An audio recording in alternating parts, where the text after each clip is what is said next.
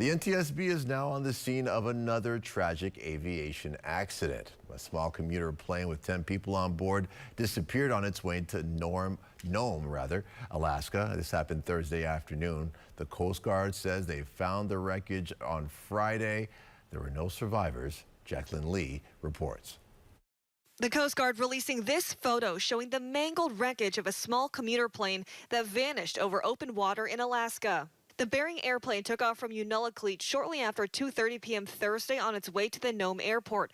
Unalakleet is a small community about 150 miles southeast of Nome on the Iditarod Trail, where the famous sled dog race takes place. About 40 minutes into the flight, the plane disappearing from radar.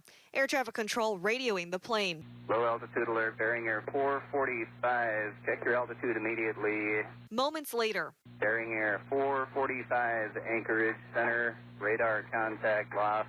This aircraft experienced some kind of event which caused them to experience a rapid loss in elevation and a rapid loss in speed. Rescuers were searching the aircraft's last known location by helicopter when they spotted the wreckage. The pilot and all 9 passengers killed. Sadly, there does not appear to be any survivors.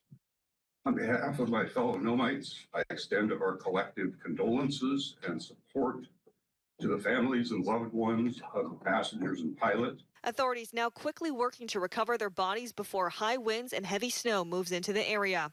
Among the victims, Roan Baumgartner and Cameron Hardvixen. The Alaska Native Tribal Health Consortium confirms they were employees of the organization and had traveled to Unalakleet to service the community's water plant. The NTSB is on the scene investigating this third major aviation incident in just over a week. On January 29th, 67 people were killed when an American Airlines flight collided with an Army Black Hawk helicopter in Washington, D.C. And 2 days later, a medical transport jet crashed into a Philadelphia neighborhood, killing 6 people on the plane and 1 on the ground.